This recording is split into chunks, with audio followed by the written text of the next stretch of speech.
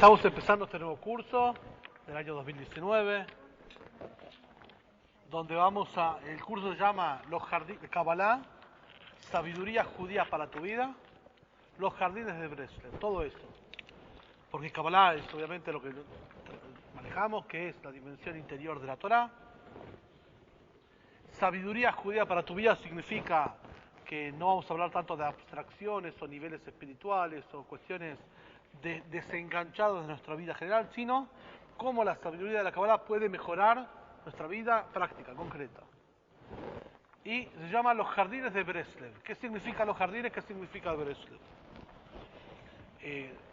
Capaz que la mayoría de ustedes conocen algunas enseñanzas del Rabbi Nachman de Breslev. Rabbi Nachman Ben Feige se llamaba de Breslev, un gran místico que vivió hace 210 años, falleció en el año 1810, vivió solamente 38 años y dejó un legado muy poderoso, muy rico y muy audaz en el mundo de la Kabbalah. Incluso fue un visionario porque desarrolló parámetros y bases que después la psicología lo habrá tomado mucho más adelante.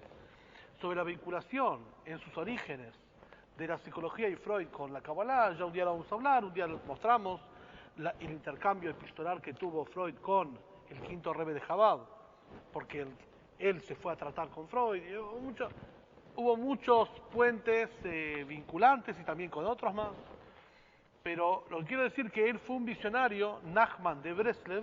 Breslev es una ciudad de Ucrania, la mayoría de los maestros místicos hasídicos se llaman con los nombres de sus ciudades de procedencia, como Tzanz, Besder, Lubavitch, eran las ciudades de origen. De Breslev quiere decir de la ciudad de Breslev, donde él nació, en realidad nació en Mezdibush, una ciudad de Ucrania. El Nachman de Breslev fue el nieto del Baal Shem Tov, nieto biológico, el nieto. El Baal Shem Tov tuvo una hija y después él tuvo un nieto que fue Nachman de Breslev, este famoso Nachman de Breslev. Es muy conocido Nachman de Breslev en los últimos 50 años porque pasó algo muy extraño.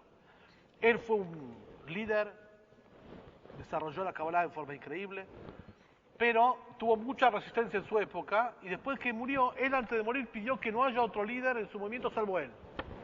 Exclusividad.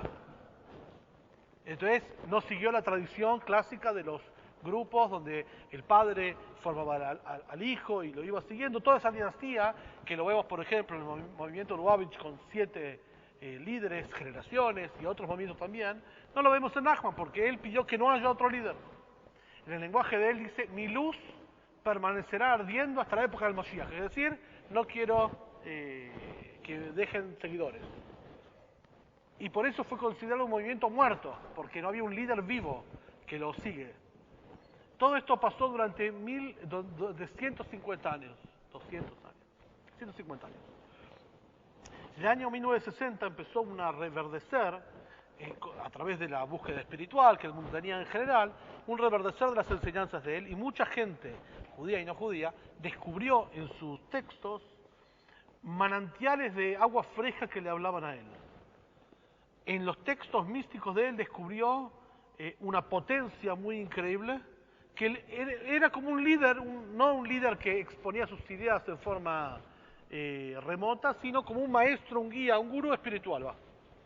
Y eso fue el despertar del movimiento Breslev hoy en día, que está en todo el mundo y tiene muchas influencias. Capaz que ustedes habrán leído algunos de los libros, no de Nachman de Breslev, sino de alumnos de él, como de Rabino Arush y de Rabino Galet, que son espectaculares, pero son de divulgación, no son las fuentes. El trabajo que ellos hacen es espectacular. Todo el tiempo estamos recomendando los libros de Rabino Arush, pero es divulgación, o sea, toman una idea y la rebajan mucho y eso es. Nosotros vamos a hablar de las fuentes originales. Esa es la diferencia. Las enseñanzas de Nachman de Breslev están compuestas en varios libros que se editaron en su vida, como Likutei Moharan, quiere decir compilación de los dichos de él, de las enseñanzas. Y imagínense un líder que tenía una expresión muy vivaz, muy gesticulada, con unos discípulos que lo seguían a todos lados. Una cosa así era.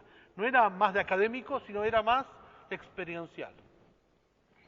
Él trabajó mucho la idea de las parábolas, no textos lineales, sino historias.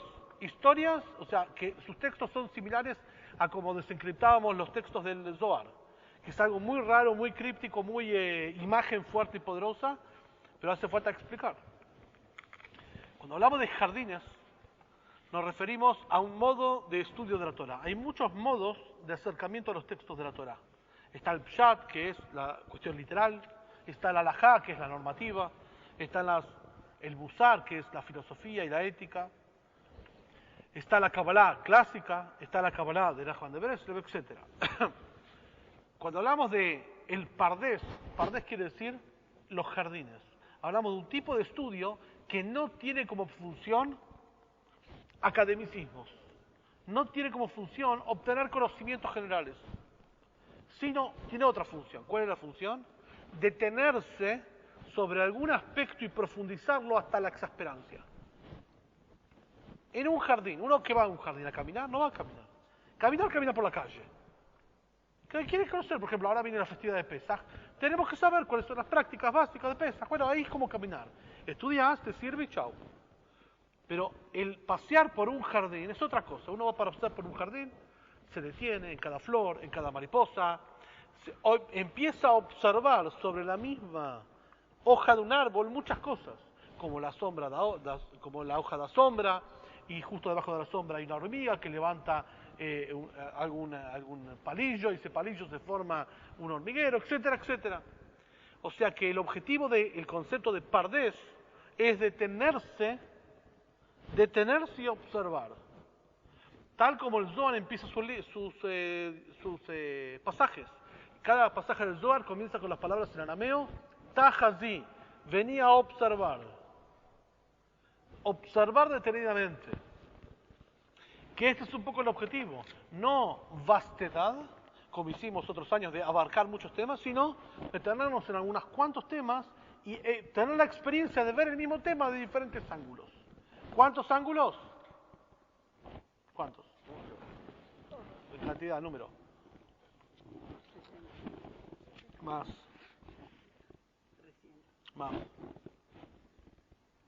No es una tómbola, tiene con algún argumento. ¿Qué? 613, un poquito más. 900. ¿Por qué? Argumentada, tirás al bolero. Bueno, eso quiero saber. 2.400.000. No iba a llegar tampoco. ¿De dónde sale el número ese? 2.400.000. Hay 2.400.000 observaciones sobre cada aspecto de la Torah. ¿Quién lo dice esto? Arizal, Rabbi Yitzhak Luria, el padre de la Kabbalah moderna. ¿De dónde surge el número este? Surge de lo siguiente. Hay 4 niveles en la interpretación de la Torah. Pshat, que es lo más literal, la normativa. Remes, que es lo insinuado, la filosofía y la moral. Drash, que es el Midrash, una exploración más profunda. Sod, que es la Kabbalah. Pero no es solamente el método, es también quien lo interpreta. La Kabbalah se revela que hay 600.000 almas troncales. Las almas son 600.000, nada más que cada uno de nosotros tiene un fragmento determinado de un alma, y cuando muere y reencarna, son fragmentos de un alma general. Pero las almas son 600.000. Un día vamos a explicar por qué. Entonces, las personas que interpretan son las almas que interpretan, los fragmentos determinados son 600.000. Por 4 tenés 2.400.000. O sea, cada elemento se puede ver de 2.400.000 formas diferentes. ¿Por qué por 4? Porque son 4 dimensiones, está quien lo interpreta y lo que interpreta. Al menos hay 4 dimensiones de interpretación de cada cosa. Entonces, ¿no vamos a ver 2.400.000? Sí, no, algunas. Pero el objetivo es tomar algo y verlo de diferentes lados. No leer. Por eso, por lo menos el primer cuatrimestre, si fuera por mi gusto, haría todo el año, para que vean este jugo llevado a la exasperancia. Pero yo entiendo que la gente se puede cansar, por eso no vamos a hacer todo el año, sino un cuatrimestre. Si fuera por mí, lo haría todo el año. O sea, en cada detalle yo me pararía a todo el año. Pero ya es tirar la cuerda mucho. Vamos a hacer, para muestra basto botón, los primeros 4 meses. ¿Y qué vamos a tratar los primeros 4 meses? Esta carilla. O sea, en 4 meses vamos a sacar esta carilla. No es que estamos en crisis y no hacemos fotocopias. que estamos en crisis y no hacemos fotografía, tenía razón, pero no es por eso, sino porque el objetivo es justamente eso. Eso se llama en la Torá, en la Kabbalah especialmente, la dimensión del mashal.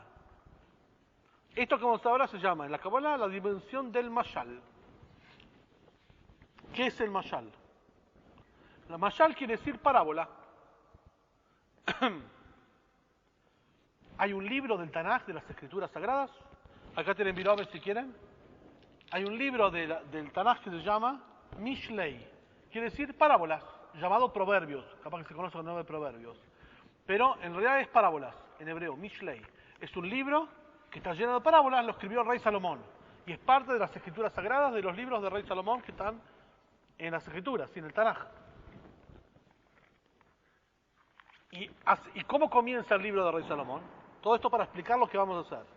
¿Cómo comienza el libro de él? Y habló el rey Shlomo 3000 parábolas. Así empieza el primer capítulo del libro de parábolas. Pero sobre esto vienen los alumnos de Baal Shem Tov, entre ellos, nada más que se explica así. No es que él habló 3000 parábolas sueltas. No es que agarró un libro de poesía y dijo, bueno, la brisa se asemeja a... No trajo parábolas sueltas, sino que de cada elemento traía 3000 parábolas. De cada elemento. Eso era la sabiduría del rey Salomón. El rey Salomón es el más grande de los sabios. El hombre más sabio del mundo, así más sabio de la historia. Así lo testigua la Torá. Entonces, él agarraba esto y decía, esto es un frasco, es un contenedor, se puede asemejar a una mano, se puede asemejar a un cilindro, se puede asemejar a... Y así 3000, como si fueran 3000 capas de cebolla, donde cada capa de cebolla iba pelando hasta llegar al núcleo. O sea, no eran 3000 sueltas, 3000 de lo mismo. Tenía un nivel de profundidad que podía explorar 3000 capas de algo. Imagínense un árbol, árboles arcaicos, que por cada año tienen un círculo, se forma un surco. Imagínense 3000 surcos de lo mismo. Eso es el concepto de la parábola en el mundo de la Torá. Obviamente que hubo sabios que tomaron esto y lo desarrollaron mucho. Uno de ellos es Nachman de Breslev. No fue el arquetipo de esto. El arquetipo fue el Magid, el predicador de Dubna, así se llamaba. El predicador de Dubna, que era experto en el arte de las parábolas. O sea, desarrollaba historias y cuentos para ejemplificar algo. Tiene compiladas 1000 y pico, está en español, pueden comprarlo. Magid de Dubna, 200 años. Todos eran alumnos y vinculados al Baal Shem Tov, al fundador del movimiento jasídico, el renovador, si quieren, del entusiasmo y el espíritu de alegría propia de, que ya lo vamos a ir viendo en el libro también. Todo esto para explicar que Nachman de Breslev, aparte de tener enseñanzas, tenía parábolas, muchas historias y cuentos. Los cuentos son cuentos fantásticos. Esto es muy importante agregar. Cuando hablamos de la dimensión del Midrash en general y la parábola, no confundir, no necesariamente tiene que ser real. No se busca que sea real, no es histórico. Hay diferentes dimensiones en la Torá. Lo que es normativo, lo que es literal, es literal. Lo que es no literal, lo que es un midrash es una parábola. Puede o no ser real y no interesa si es real o no. Porque estamos buscando lo ejemplificado, no estamos buscando si es real o no. O sea, dentro de la literatura toránica hay saber que es más literal, saber que es más metafórico, y todos coexisten a la vez. Por eso siempre, cuando la persona pregunta sobre una cita del Talmud o del Midrash, lo primero que le pregunto es, ¿dónde está escrito? Porque de acuerdo a quién escribió y cómo escribió, te puedo decir si es eso literal, si es metafórico, qué cosa es. Acá no hablamos de algo literal, acá hablamos de cuentos fantásticos, donde no interesa si ocurrió o no ocurrió, lo que menos importa es eso, por eso es un dato histórico, es lo ejemplificado. Cuanto mayor sabiduría e intensidad en el alma mística tiene un sabio, más retorcido es el ejemplo, porque es en consonancia a lo retorcido que es él. Digo, retorcido en el sentido de que complejo. Por eso Nachman de Breslev tiene muchas historias, y lo que vamos a hacer en el curso básicamente es desencriptar una de las historias. Hay un libro que nos vamos a basar en este libro, si bien no es la fuente directa, pero es lo más cercano que tenemos para recomendar en español. Se llama Bajo la mesa y cómo subir de allí. bajo la mesa y cómo subir de allí. Nosotros vamos a tomar de las fuentes clásicas y como comentarios, pero si ustedes quieren también tener este libro, pueden tenerlo, ayuda. ¿Sí?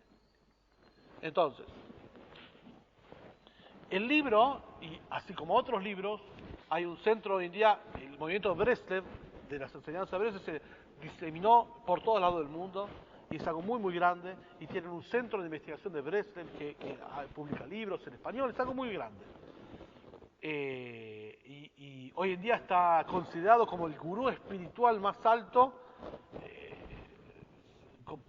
más que todo por el fenómeno.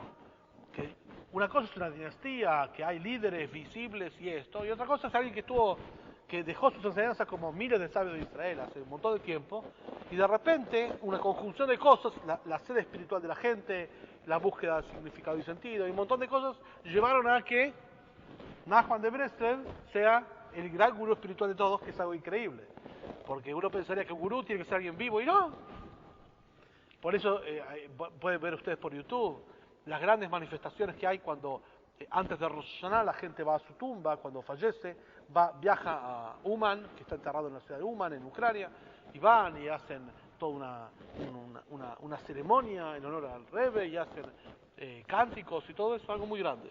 Quiere decir que es un fenómeno que está muy muy en alto, el tema. Y bueno, vamos a ver de qué habla. Todavía no hablamos de qué habla Nachman de Breslev, hablamos solamente de generalidades. Pero lo que vamos a trabajar va a ser esta parábola, ¿sí? La parábola conocida como el cuento del príncipe pavo. El cuento del príncipe pavo. Y justamente elegí una parábola corta para mostrar en cada renglón y en cada detalle digamos, esta es la idea, ¿sí? Obviamente que vamos a hablar de conceptos como, voy a anticiparlos, ¿sí?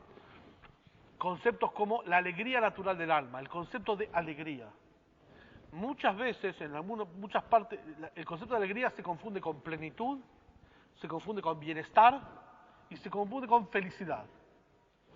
Son dos cosas, cada cosa es diferente. Plenitud es una cosa, bienestar es otra cosa, felicidad y alegría es otra cosa. La idea de alegría también se confunde con la palabra pasión. Son dos cosas diferentes. El estado natural del alma es un estado de alegría y tenemos que explicar por qué. Pero no alegría que viene de afuera. Un niño tiene un estado de alegría natural. Los chicos naturalmente sonríen. Si no sonríe el chico, está enfermo. O es lamentablemente víctima de violencia. Pero los chicos sonríen. Se descuelgan las sonrisas. Si ustedes ven algo, yo lo observé mucho tiempo y pueden ustedes comprobarlo. A medida que la gente crece, desde que es niño, adolescente y adulto, pierde la sonrisa. Natural. Vean ustedes un niño, vean ustedes un adolescente que hablan riéndose. Se escucha incluso el tono de voz. Y cuando llegan adultos, pierden la sonrisa natural. Está la risa, la carcajada, que es otras expresiones. Pero la sonrisa natural es algo... ¿Cuándo uno ve sonrisa natural? Uno va en avión, si tiene la escalerilla puede bajar a subir, si no, no. Cuando alguien, una azafata, sonríe, pero bueno, ¿cuándo uno ve una sonrisa? Uno diría, bueno, uno va a un banco, que va hay pesos devaluados, no hay otra cosa, ¿no? ¿Dónde ve sonrisa la gente? No risa y no carcajada. ¿Dónde ve risa? En pocos lugares. No en el contexto de dando un servicio. Risa. Risa de sonrisa. Y si uno se pone a ver, el segundo de los patriarcas, Yitzhak, quiere decir risa. Sara le puso Yitzhak. Todo el que me escuche, en hebreo Yitzhak quiere decir risa. Todo el que me escuche va a sonreír. Hay risa y hay sonrisa. Sonrisa es otra cosa, risa es una cosa. Sonrisa es otra cosa. ¿Para qué existe en el ser humano la sonrisa? La facción de la sonrisa, ¿para qué existe? ¿Alguien sabe? No tiene sentido salvo para agradar, es para el otro la sonrisa. Nunca uno sonríe para uno. La sonrisa es un acto altruista absolutamente, viene del alma. La risa es una expresión natural de descarga. ¿Sí? Por eso, de descarga en general. Pero siempre el humor tiene que tener algo urticante o ríspido, si no, ¿de qué se va a reír? Y siempre la risa es una natural descarga de algo que genera tensión. Vean ustedes, cualquier chiste, si uno lo deconstruye, hay una cuestión de tensión o de lo que sea. Si no, no hay chiste. Cuanto más carcajada, peor todavía, se descangalla de risa. Es algo que el cuerpo no lo puede soportar. Pero la sonrisa, la única función es agradar al otro. Yo sonrío para agradar al otro, no sonrío para mí. Por lo tanto, puede interrumpir y preguntar, no me dejen hablar solo. Por lo tanto, viene del alma. Entonces, Nachman de Breslev nos cuenta, entre otras cosas, cómo recuperar la sonrisa de la infancia.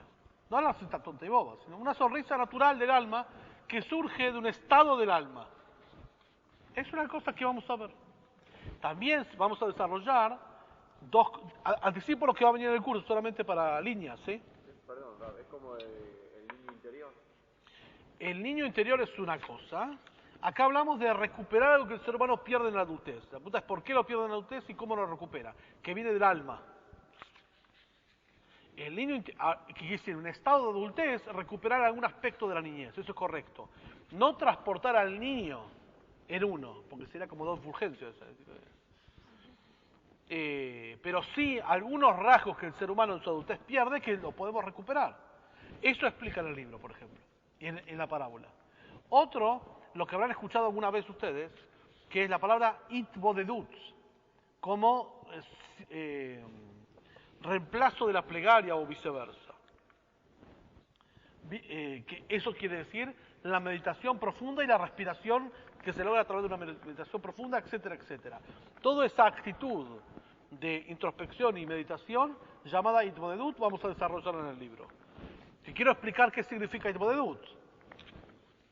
Siempre en los círculos judaicos se luchó contra la rutina de la plegaria. ¿Por qué? Porque la plegaria en el judaísmo es una actitud y una práctica de deber, es una mitzvah, es un precepto. Todos los días tenemos que rezar, los varones 3 veces por día, la mujer una. Pero no es que rezo cuando tengo ganas o cuando necesito. Rezo todos los días porque el rezo es en reemplazo a las ofrendas de Jerusalén que no están. La plegaria institucionalizada, con libro, con texto, con un minyan, un quórum de grupo, con oficiante, todo eso es una obligación para el pueblo judío. Por lo tanto, los sabios de Israel siempre lucharon con que esa plegaria no sea rutinaria. Entonces, para eso hay muchas formas y modos que no sea rutinario. Concentrarse en el concepto de las palabras, meditar tal cosa, otra cosa. El sistema Chabad Lubavitch tiene un sistema para que la plegaria no sea rutinaria. Nachman dijo otra cosa. Nachman dijo lo siguiente, mira, como judío vos tenés que hacer las plegarias clásicas, pero vos no sentís pasión en esa plegaria, se ve seca, se ve como rutinaria. Haz una cosa, ten una plegaria supletoria, habla con Dios en tu lenguaje, no el lenguaje de los sabios. El lenguaje de la plegaria tiene 2200 años, que todos los días lo vamos repitiendo todo el tiempo, desde hace 2200 años. Él dijo, ten una plegaria personal tuya propia, hablarle a Dios como te parezca, donde quieras, andá por los campos a caminar, y habla a Dios como un padre habla con su hijo en forma libre. Él dijo eso.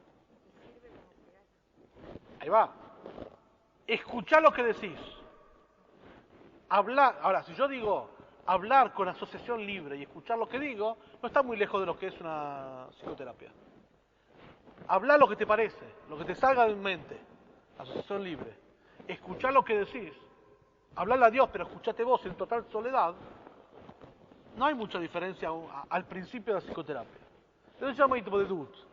Si sirve como plegaria o no, mientras que esté la primera, sí sirve la segunda. Porque es una regla. La regla es que en el judaísmo lo principal es la acción. Vos podés rezar con mucha pasión y devoción, podés rezar con mucho intelecto, podés rezar sin pasión y devoción. Lo que no podés hacer es no rezar. Eso no está dentro del menú. Venimos ahora de la parashá que leímos la semana pasada, fue el libro de Levítico, de las ofrendas que se hacían en el Bet HaMikdash, en el santuario. Y había todo tipo de ofrendas, por agradecimiento, por expiación, por lo que quieras. Había ofrendas para pobres, literal el versículo, que no era un animal, ni una paloma, era una harina. Harina, para... Había ofrenda olavi ored, de acuerdo a las posibilidades económicas, fluctuante. Lo que no había es judío que no traiga ofrenda. Eso es una obligación, tiene que hacer. Dentro de eso puedes traer desde una vaquillona a 500 kilos, ¿sí? Ahora no sé qué va a traer. Pero un pedazo de harina. Ahora ni siquiera harina porque está bien subió, así que le van a traer, no sé. ¿Qué? ¿Por qué? Pero si es aplicable, es la misma respuesta de que si alimenta a un chico un postre. El postre puede ser como aliciente para que la comida sea comida. El problema es que mucha gente, claro, el chico se entusiasma y se conocía con el postre, descubre una dimensión propia de hablar con Dios como uno hablaría con... y relaciona y desarrolla un vínculo divino, un vínculo con Dios de una forma muy profunda y muy intensa. Vamos a ver qué significa la experiencia de la Itudedut, que siempre la regla es que se tiene que hacer en absoluta soledad. Por lo tanto, hay descripciones de cómo es, pero no hay testimonios, porque no es una acción colectiva. Por definición es una acción solitaria. Entonces, como el paso sería hacer esta plegaria personal propia, como hablar como vayas haciendo, usted mencionaba que le apareció la asociación libre, después escucha lo que uno se dice y después No, estoy viendo solamente lo que vamos a hablar. Es una de las cosas que vamos a tocar. Para tener algo, ¿qué vamos a hablar? Entre otras cosas vamos a hablar esto. Obviamente que cada clase vamos a hablar de diferentes cosas, pero todo eso está encriptado en el cuento que vamos a ver. Pero esos son los temáticos que vamos a hablar. La alegría, la reflexión individual, la introspección, pero más que todo una plegaria, un contacto con Dios en forma natural y sin un texto o una liturgia preestablecida. Que es lo que más cuesta, porque la gente, cuando dice, Rabino, deme una plegaria. Entonces yo le digo, rezar Padre Nuestro. No, me dice, ¿estás jodiendo? Sí, te jodiendo. ¿Cómo va a rezar? Lo que quiero decir que el texto no tiene una... La gente piensa que el texto de la plegaria es como si fuera un amuleto. Reza esto y no esto, que esto te va a dar suerte. No. El texto, obviamente, que los salmos de rey David y otros textos son sagrados, eso no hay que hablar. Pero la clave no está en el texto, está en quien lo hace. O sea, concentrate vos en la kavaná, en la orientación e intención que tenés, no en el texto. El texto no es mágico. Desde donde uno lo hace. Y sí, tal cual. Donde en la plegaria se busca la conexión, no pedir y agradecer. Se busca la conexión, es otra cosa, el vínculo. No el vínculo porque después me puede dar. Ya lo vamos a explicar. Pero quiere decir que no hay secretos en esta plegaria sirve, esta plegaria. No está el poder en el elemento. Está el poder en la persona. El que tuvo alguna vez una experiencia de quedarse encerrado en la casa o con la llave adentro y cerró la puerta y llama desesperado a un cerrajero. ¿Sí? Y especialmente si es una madrugada y si es un feriado. ¿Cuánto tarda en abrir una puerta un cerrajero? Agarra una tarjeta, sube, hace así, ya está. Y flaco, ¿cuánto te cobraste? 2.000 pesos. ¿Con 2.000 pesos la tarjeta? Sí, flaco, pero yo vine, está desesperado vos. Lo que quiero decir que no depende de la herramienta, depende de la habilidad del tipo. Andás a ver la tarjeta, sube con qué expresión ponerla, dónde hacerlo. Claro, vos lo ves de afuera, parece fácil, pero no es fácil, hay que ser cerrajero para hacer eso. Entonces, la persona cuando reza lo mismo, es un arte el rezar. Pero no rezar como rezo, el vínculo con lo trascendente. Y también el autodescubrimiento, que eso lo vamos a ver en el libro también. Para eso hay previo, hay prácticas de respiración, que vamos a ver qué sentido tiene la inspiración y respiración dentro del mundo de la Kabbalah también. Todo esto vamos a hablar. Pero obviamente está todo encapsulado en un cuento. Que el cuento es esto. Vamos a leer el cuento y no vamos a explicarlo, porque vamos a explicarlo también, pero vamos a explicarlo durante todo el cuatrimestre, aunque me gustaría todo el año, pero el cuatrimestre, vamos a decir. Hasta la ocasión de invierno vamos a trabajar con esto. Te vamos a dar el cuento del príncipe pavo, ¿sí? Una vez, dice así, el hijo del rey se volvió loco. El hijo del rey se volvió loco. Pensaba que era un pavo. Se sentía compelido a sentarse bajo la mesa, desnudo, y a hurgar entre las migajas de pan y huesos, tal como un pavo. ¿Ustedes vieron alguna vez una persona así? Menos mal, pues es un cuento, se da cuenta. No, si le veían así, ustedes son los... Es una historia. Ningún médico podía hacer nada para ayudarlo o curarlo, abandonando la tarea de desesperanzados. El rey estaba muy triste. Hasta que llegó un hombre sabio y dijo, yo puedo curarlo. ¿Y qué es lo que hizo el hombre sabio? Se quitó todas sus ropas, se sentó desnudo, bajo la mesa, junto al hijo del rey, hurgando también migajas y huesos. Imagínense, la mesa del rey, la mesa real, dos tipos desnudos, haciendo lo que hace un pavo, parados en una pata, hurgando migas y huesos y estas cosas. El príncipe le preguntó, ¿quién eres y qué estás haciendo aquí? ¿Y qué es lo que tú estás haciendo aquí? Respondió. Se ve que era un hombre sabio judío que responde con preguntas. Y él le dijo, soy un pavo, le respondió el príncipe. Bueno, yo también soy un pavo, dijo el hombre sabio. Son dos pavos. ¿Qué pavotes? Y los dos estuvieron allí sentados, uno junto al otro, durante un tiempo, hasta que se acostumbraron a verse. Entonces el hombre sabio hizo una señal y le arrojaron camisas. De arriba de la mesa le arrojaron camisas. El hombre sabio pavo le dijo al rey, al hijo del rey, que también era pavo, hijo del rey, ¿tú crees que un pavo no puede usar una camisa? Se puede usar una camisa y seguir siendo un pavo. Los dos entonces se vistieron con camisas. Eran personas que se creían pavos, pero tenían camisas. Luego de un tiempo, dio otra señal y les arrojaron unos pantalones. Nuevamente el hombre sabio dijo, ¿tú crees que si usas pantalones dejará de ser un pavo? Y se pusieron los pantalones. Y de esta manera, una a una, se fueron vistiendo con el resto de las prendas. Luego, el hombre sabio dio una señal y les bajaron comida humana desde la mesa. El hombre sabio le dijo al príncipe, ¿crees que comiendo buena comida no serás más que un pavo? Puedes comer esta comida y seguir siendo un pavo. Y comieron. Entonces le dijo, ¿tú crees que un pavo tiene que sentarse debajo de la mesa? Puedes ser un pavo y sentarte arriba de la mesa. Y así fue como el hombre sabio trató con el príncipe hasta que al final lo curó completamente. ¿De qué testimonia, qué documenta esto? Muchas cosas. Básicamente, de cuestiones de identidad. De un hijo de un rey que se cree un pavo. Y por creerse un pavo, actúa como pavo. Ahora, eso no cambia la realidad, que es un hijo de un rey. Pero respecto de lo conductual, él está convencido que es un pavo. Obviamente, voy a tirar un violín y después vamos a ampliar, obviamente, pero obviamente esto se refiere a la identidad espiritual de cada persona, que es el alma. El alma está tan convencida que está encerrada en un cuerpo mortal y descartable, que no actúa como alma, actúa como soy un pavo. Tengo una vida clásica, esto, lo otro, y chao. No ve que es hijo del rey, no ve que hay una superioridad frente a otras criaturas, no ve que hay una trascendencia del alma, no ve nada. Ve que es un hijo de un pavo. Eso no cambia que tenga un alma y sea elevada, y sea hijo del rey. Pero conductualmente se conduce como un pavo. Y hace las cosas que un pavo hace. La misma distancia que hay entre un ser humano y un animal, hay entre un alma y un ser humano. Si la persona lo asume, que tiene una parte divina. El alma es imagen y semejanza de Dios. Dios insufló ese alma. Tiene en sí una parte divina. Es un hijo de un rey. El hijo del rey. Ahí te das cuenta.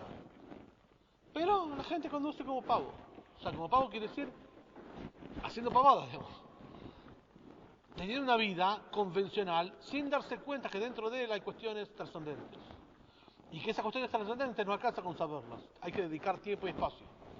Tiempo, espacio, interés respecto del yo que está en él sin ser él. Claro, pero esto puede ser que uno se conecta con el ego. El ego es él. Dentro de él hay otro él que no es conocido, que es el alma. Cuando hablamos del ego hablamos de lo que es conocido para vos, que es pensamiento, palabra y acción, mundo emocional, mundo racional, deseo, deleite. Pues es todo el ser humano. No. El ser humano es eso más un alma. Que el alma no es eso. El alma es un doble yo supletorio tuyo, que como el ego está abarca todo el espacio, no deja espacio a que el alma se exprese. Eso quiere decir que no esté. Está, no la dejan expresarse. La pugna, la tensión que hay entre el alma y el ego comienza en la mujer en los 12 años, en el varón a los 13 años y continúa todo el tiempo. Alma y ego están todo el tiempo en pugna. Cada uno quiere, es como una guerra entre dos. Como una guerra entre dos naciones, por tierra, por aire, por mar, por todo. El alma quiere que el pensamiento, la palabra y la acción sean utilizados por ella, el intelecto y la emoción también, el deseo y el deleite también, que vendría a ser guerra por mar, por tierra, por aire, y el ego también quiere. Esto está bien documentado en el libro Tania, la primera parte. De eso habla el libro Tania, de la pugna y la tensión que hay entre el ego y el alma. De solo saber que tenemos un alma, ya ganamos. Porque si tengo un alma, ¿dónde está? ¿Cómo se expresa? ¿Cómo hago con ese alma? Saber que tengo un alma y ya está, eso no alcanza nada. No confundir alma con espíritu de vida. Porque el espíritu de vida también es parte del ego. El espíritu de vida es la electricidad que pasa por la radio. Pero el alma es el mensaje de la radio. Entonces vos tenés una radio que funciona, la enchufás. Igual que tenés un cuerpo que funciona, la enchufás. Lo desenchufás, se muere. Pero no hay ninguna cosa de trascendencia, no hay alma ahí. No hay mensaje, no hay contenido. Hay un aparato que funciona y se conecta. O sea, una cosa es existir y otra cosa es vivir. Pero si vivir yo lo entiendo con disfrutar, también es parte del ego. No quiere decir que el alma no disfrute, pero disfruta de forma que el alma disfruta, no como el ego disfruta. Ya vamos a ver. El alma está preso dentro de nuestro ego, por eso no lo vemos, porque está preso. Pero de esto habla el cuento. ¿De qué modo hago ver que el alma puede estar encima de la mesa y no debajo de la mesa? Tirada así, sí. Generalmente la gente piensa en el alma cuando el alma se fue. Pero no en vida vivir alma y cuerpo. Ahora, cuando el alma se fue ya no puede actuar, ya está, se olvidó, ¿qué quieres que haga? ¿Ah? Uno ve en velorios, la gente llora. Uy, ¿cuánto te hizo sufrir? Señora, ¿por qué no le pidió perdón cuando estaba vivo? Le sacó el cuero 30 años, ahora está muerto, ahora está un cadáver, ¿qué quiere de mi vida? Habla un fiambre. Ya tanto sufriste, ¿por qué no lo llamaste antes? Lo mismo al revés. Y esto lo hacemos. Gente que está en las últimas moribundas, lo forzamos a que llame, pedí perdón. Está muriendo, pedí perdón, hace algo por tu vida. Andate con el alma limpia. ¿Cuántos te enemistaste? ¿Robaste? ¿Tocaste plata de otros? Pedí perdón, corregí ahora, que te quedan pocos minutos. ¿Qué querés? ¿Cuándo querés hacerlo? No que la gente llora ahí como se va. ¿Qué sirve? Hace algo concreto. Ofendiste, pedí perdón. ¿Cuándo vas a pedir perdón? No, algunos muy duros no se van. Está muriendo y no pide perdón. ¿Y qué sirve? Corregí mientras que el alma está dentro del cuerpo, no cuando se fue. Esta es la picardía, digamos. La picardía más todavía es desde los 12 años o 13 años vivir como con alma y cuerpo. No importa cuando le caiga la ficha a uno, 30, 40, 50, la edad que quieras. Pero ser consciente que hay alma y cuerpo, que es el pavo, y que en realidad es un ser humano que es hijo del rey, que se siente pavo. ¿Se dan cuenta? Ser humano estándar, hijo del rey y pavo. Que todo el mundo lo quiere curar, hasta que se da cuenta que no tiene que ver con, la curación no tiene que ver con medicamentos ni con otra cosa, tiene que ver con la dinámica que despliega el hombre sabio.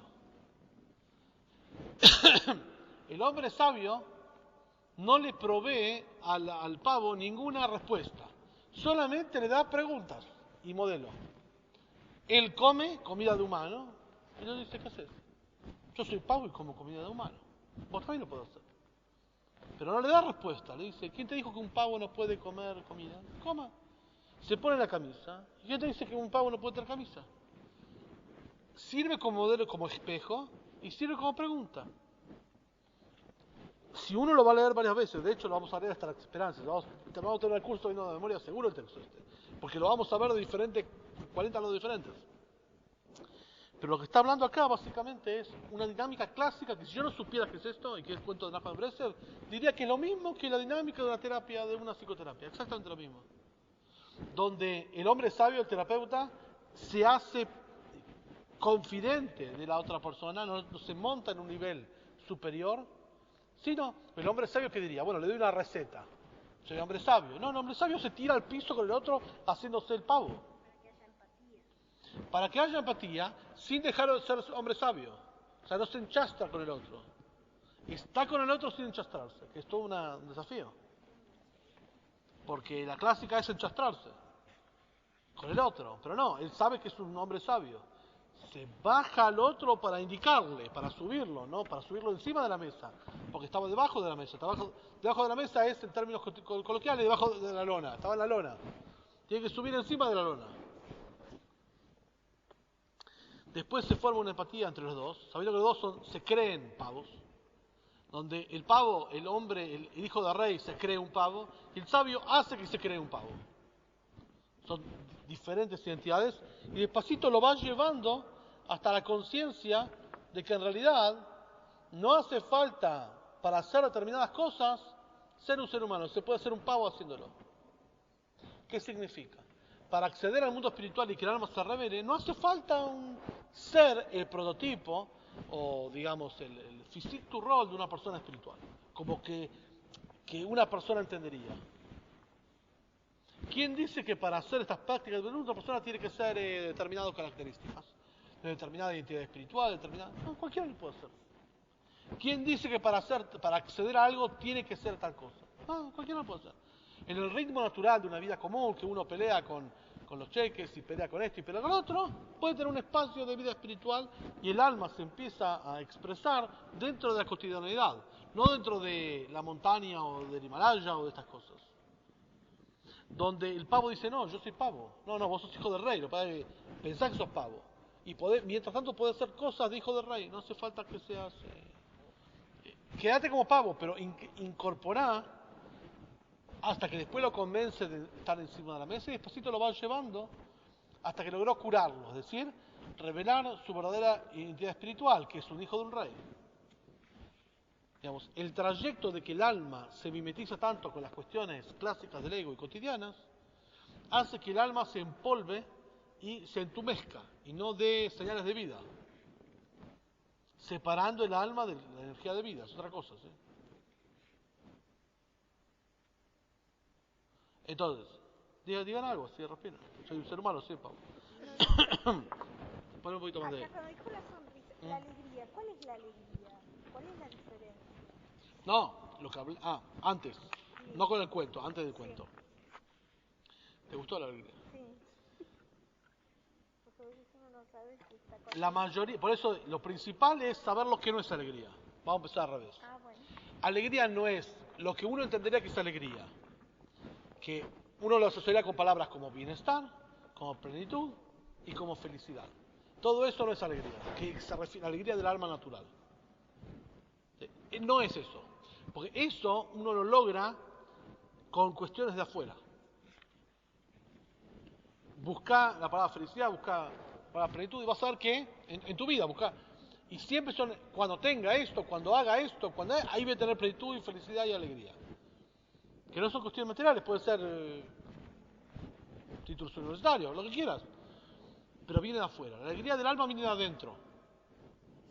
Naturalmente el alma tiene una sonrisa natural, nada más que en el trayecto que va de la adolescencia hasta la adultez se apaga. ¿Por qué se apaga? Porque se hace responsable. Responsable frente a Dios de los preceptos. Empieza a colectar preceptos y transgresiones. El niño que no tiene ni preceptos ni transgresiones, que es el estado natural del alma, se ríe sin tapujos. O sea que el estado natural del alma es risa, es sonrisa. Y el ser humano con sus elecciones va tapando eso, y ya vamos a explicar por qué, y vamos a ver cómo volver a eso. Volver a ese estado natural, digamos. Del alma, que el alma es risa, es sonrisa, mejor dicho. Vamos a ver cómo. En el niño es fácil verlo, porque el niño no tiene tampoco responsabilidades. El tema es un adulto que tiene responsabilidades frente al creador, del alma. No digo las responsabilidades clásicas, sino cómo hacer para recuperar esa honor. Eso va a hablar Nachman. Estoy haciendo la venta, si no, todos juntos en un día, ¿qué hago? Estamos haciendo calentando el ambiente. Por eso el libro, ahora me encanta porque se llama Bajo la mesa y cómo salir de allí. Entonces se llama Bajo la mesa, porque justamente el pavo estaba debajo de la mesa y va a subir. Tal cual.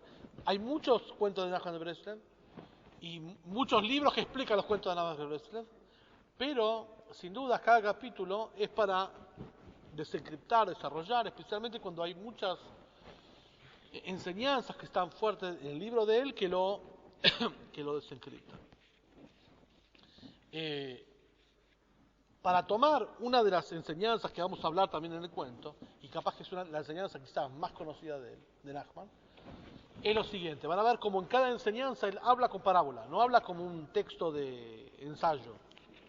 Él dice así: tenés que saber, dice así, que cada persona en la vida tiene que pasar por un puente angosto.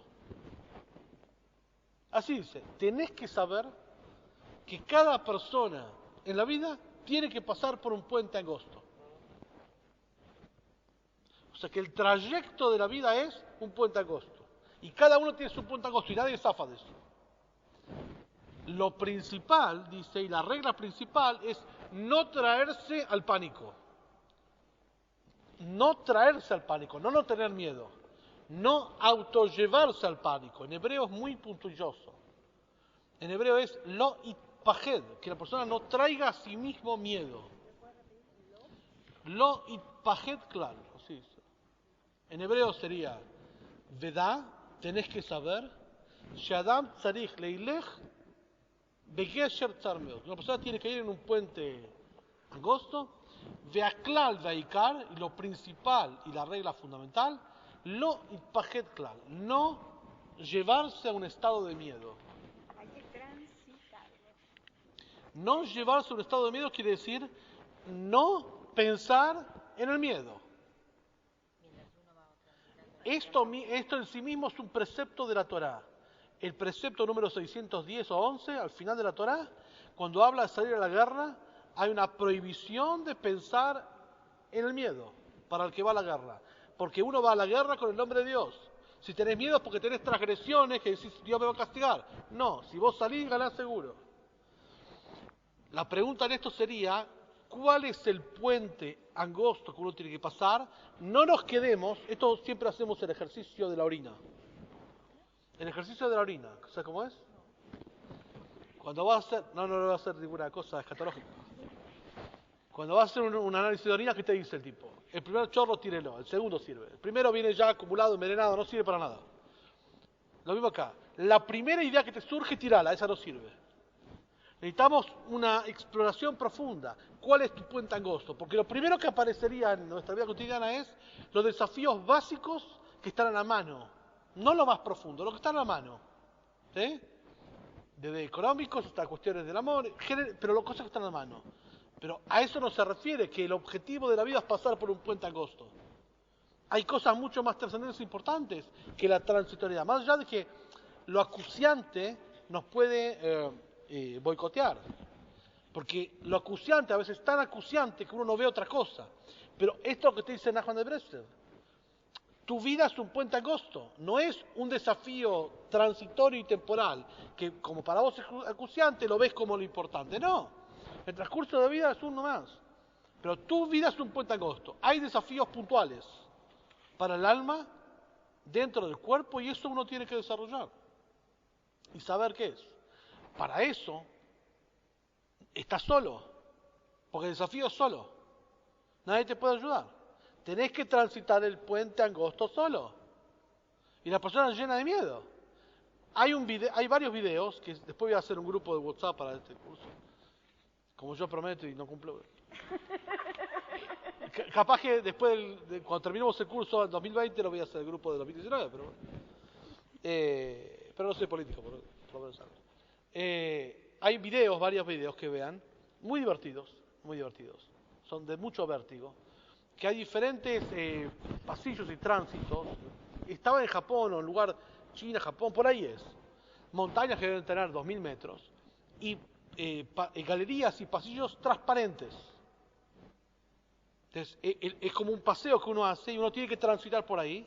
Y uno ve a la gente que pagó la entrada riéndose, y cuando llega el momento empieza totalmente a temblar y todo, ve todo transparente, o sea, pasa a caminar en el aire literalmente. Entonces, y como que tiene que haber colaboradores de ahí o los mismos empleados que literalmente lo arrastran con piñas hasta que transporte, porque obtura todo el paseo. La gente le agarra una especie de pánico. O sea, uno puede graficarse que dice un puente angosto. Y eso que es una medida de seguridad y todos los chiches tiene todo eso. Pero esto es un puente angosto.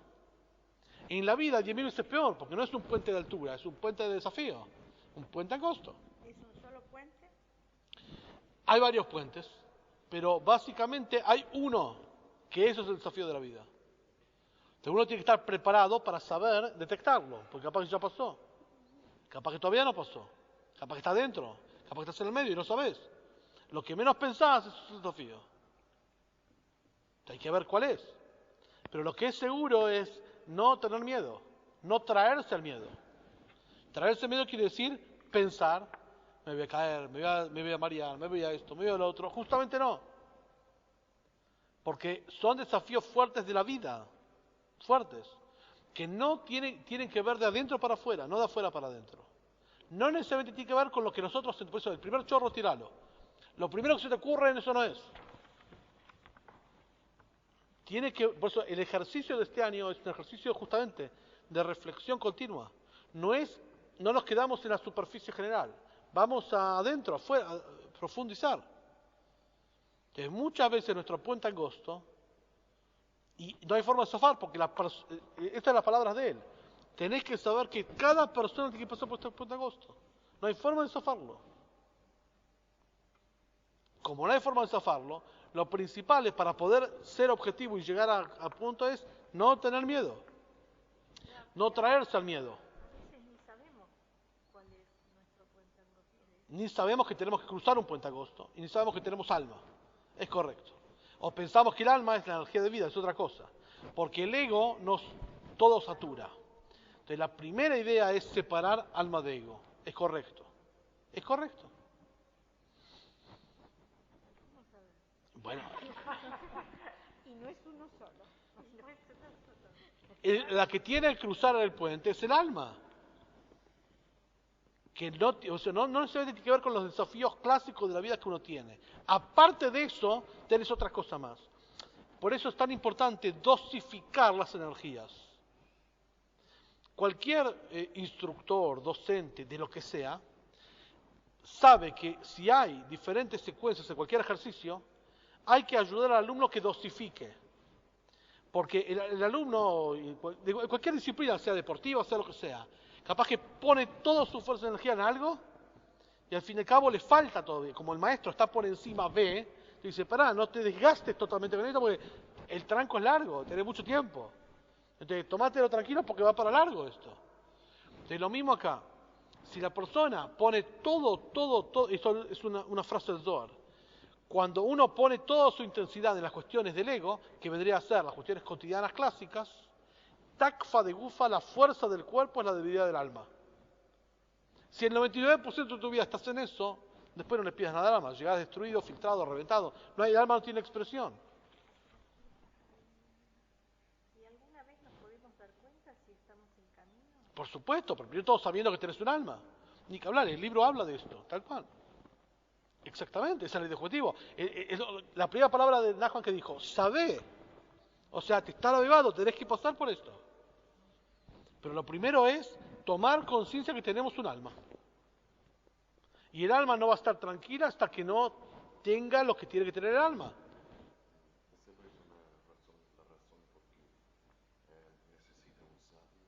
Oh, el sabio justamente, la sabiduría de la Torah aviva a la persona para darse cuenta. Eso es la Torah luz. Te aviva a que esto tiene que ser. Te alumbra el camino. Porque está en la presencia del rey, como el hijo. ¿Qué influenció al hijo del rey de pensar que él es un pavo? Se enloqueció. Se piró, se volvió loco. Esto que hizo acá, se volvió loco. Ahora, lo que él plantea está muy bien. ¿Qué plantea? Lo siguiente, que naturalmente, si la persona no fue entrenada, estudiada, no fue educada quizás, a pensar en términos duales, que es cuerpo y alma, va a pensar con lo más rápido posible, que es el cuerpo. El cuerpo incluye el ego, las emociones apuntadas hacia eso. Y cuando se le desgasta el cuerpo va al alma. O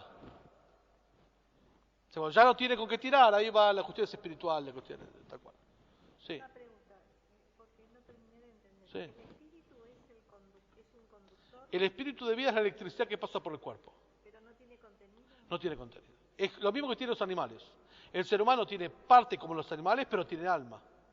Como los animales tiene la motricidad y la vida. El espíritu de vida quiere decir eso, que el animal está vivo y en el momento está muerto, el ser humano también tiene. Pero aparte de eso, en otra secuencia Dios le insufló un alma. Por eso el versículo habla tan claro. El cuerpo del ser humano es polvo de la tierra y Dios insufló un alma en dos secuencias diferentes. El ejemplo que siempre tenemos es el celular, que la información está en el chip y el aparato se desgasta. El aparato se gasta, sacas el chip, lo pones en otro y te das la misma información en uno nuevo. Pero la electricidad que pasa por el celular no es la información, es la electricidad. Entonces la gente confunde, estoy vivo con que tengo alma. No, es otra cosa, tenés espíritu de vida. Los animales también están vivos, se mueren y no van a ningún lado, se murieron todos, chao. Y si aparte de eso, hay un alma. Y el alma le tenés que dar atención y alimento como un alma, en códigos de alma. Tenés que pensar en términos duales. En términos duales. En términos duales quiere decir que tenés que pensar simultáneamente en dos todo el tiempo. Como una madre con un hijo, que come un poquito, da comer un poquito, piensa en dos. Piensa todo el tiempo en dos. Lo mismo un ser humano, tiene que pensar en dos, el alma y el cuerpo, las cosas juntas. Lo que es seguro es que ¿cómo se empieza a pensar en términos de alma? Muy fácil. Dejando un espacio, un estanco vacío, para que el alma se pueda expresar. Es el concepto del Shabbat. Shabbat no trabajes. Pero no trabajes solamente para no trabajar. No porque hay un día de descanso. Sino para que haya un espacio para la espiritualidad.